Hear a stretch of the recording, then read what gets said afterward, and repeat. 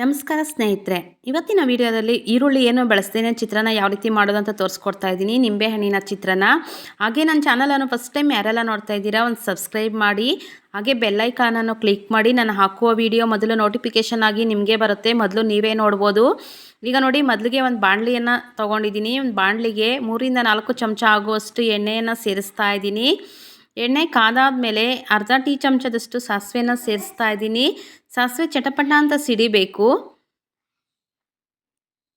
ಎಣ್ಣೆ ಕಾದಾದ್ಮೇಲೆ ಹಾಕೋಬೇಕಾಗುತ್ತೆ, ಆಗ ಸಾಸಿವೆ ಅನ್ನೋದು ಚಟಪಟ ಅಂತ ಸಿಡಿಯುತ್ತೆ. ಇದಕ್ಕೆ ಒಂದು 2 ಚಮಚ ಆಗುವಷ್ಟು ಕಡಲೆ ಬೀಜವನ್ನು ಸೇರಿಸ್ತಾ ಇದ್ದೀನಿ. ಮೀಡಿಯಮ್ ಫ್ಲೇಮಲ್ಲಿ ಇಕ್ಕೋಬೇಕು, ಹೈ ಫ್ಲೇಮಲ್ಲಿ ಇಕ್ಕೋಬಾರ್ದು, ಸೀದೋಗ್ಬಿಡುತ್ತೆ. ಅಂದರೆ ಈರುಳ್ಳಿ ಏನು ಸೇರಿಸಿರೋದಿಲ್ಲ. ಆದ್ದರಿಂದ 1 ಟೀ ಚಮಚದಷ್ಟು ಉದ್ದಿನಬೇಳೆ ಹಾಗೆ 1 ಟೀ ಚಮಚದಷ್ಟು ಕಡಲೆಬೇಳೆಯನ್ನು ಸೇರಿಸ್ತಾ ಇದ್ದೀನಿ. ಲೋ ಫ್ಲೇಮಲ್ಲಿ ಇಟ್ಕೊಂಡು ಚೆನ್ನಾಗಿ ಫ್ರೈ ಮಾಡ್ಕೋಬೇಕು. ಇದಕ್ಕೆ ಸ್ವಲ್ಪ ಕರಿಬೇವನ್ನು ಸೇರಿಸ್ತಾ ಇದ್ದೀನಿ. ಹಾಗೆಯೇ ಕಡಲೆ ಬೀಜ ಮತ್ತು ಕಡಲೆಬೇಳೆ ಚೆನ್ನಾಗಿ ಫ್ರೈ ಮಾಡ್ಕೋಬೇಕು. ಲೋ ಫ್ಲೇಮಲ್ಲಿ ಇಟ್ಕೊಂಡೇ ಫ್ರೈ ಮಾಡ್ಕೋಬೇಕು. ಇದಕ್ಕೆ ಈಗ 1 ಚಮಚ ಆಗುವಷ್ಟು ಜೀರಿಗೆಯನ್ನು ಸೇರಿಸ್ತಾ ಇದ್ದೀನಿ. ಜೀರಿಗೆನ ಅಷ್ಟೇ ಚಟಪಟ ಅಂತ ಸಿಡಿಯುತ್ತೆ. ಲೋ ಫ್ಲೇಮಲ್ಲಿ ಇಟ್ಕೊಂಡೇ ಮಾಡ್ಕೋಬೇಕಾಗುತ್ತೆ, ಇಲ್ಲಾಂದರೆ ಕಡಲೆ ಬೀಜ ಕಡಲೆಬೇಳೆ ಉದ್ದಿನಬೇಳೆ ಸೀದೋಗಿಬಿಡುತ್ತೆ. ಅದರಿಂದ ಹಾಗೆ ರುಚಿಗೆ ತಕ್ಕಷ್ಟು ಉಪ್ಪನ್ನು ಸೇರಿಸ್ತಾ ಇದ್ದೀನಿ.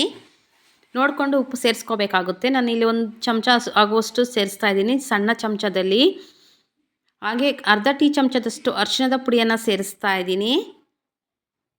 ಲೋ ಫ್ಲೇಮಲ್ಲಿ ಇಟ್ಕೊಂಡು ಎಲ್ಲ ಮಿಕ್ಸ್ ಮಾಡ್ಕೋಬೇಕಾಗುತ್ತೆ.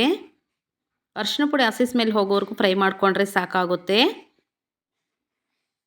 ಈಗ ಲಾಸ್ಟಲ್ಲಿ ನಮ್ಮ ಖಾರಕ್ಕೆ ಅನುಗುಣವಾಗಿ ನೋಡಿಕೊಂಡು, ಬೇಕಂದರೆ ನಿಮ್ಮ ಹಸಿಮೆಣಸಿನಕಾಯಿ ಇದ್ರೂ ಸಹ ಸೇರಿಸ್ಕೋಬೋದು. ಮೊದಲಿಗೆ ಫ್ರೈ ಮಾಡ್ಕೋಬೇಕು ಚೆನ್ನಾಗಿ.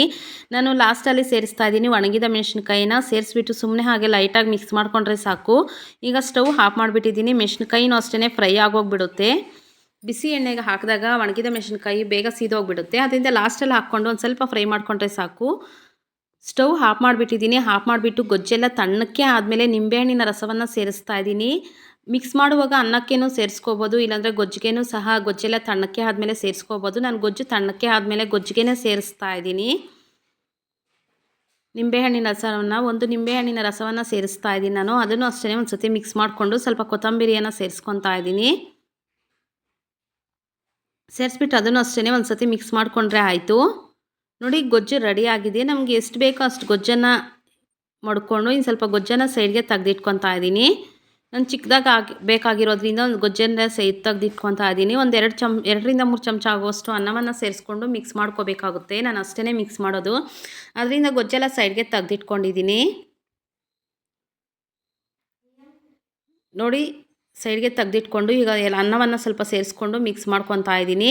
ಇದಕ್ಕೆ ಈರುಳ್ಳಿ ಬೆಳ್ಳುಳ್ಳಿ ಅವಶ್ಯಕತೆಯೇ ಇರೋದಿಲ್ಲ, ಬೇಗನೂ ಮಾಡ್ಕೋಬೋದು. ಬೆಳಗಿನ ತಿಂಡಿಗೆ ಬೇಗ ಎದ್ದೇಳಿಲ್ಲ ಅಂದಾಗ ಅನ್ನ ಮಾಡಿಕೊಂಡ್ರೆ ಸಾಕಾಗುತ್ತೆ.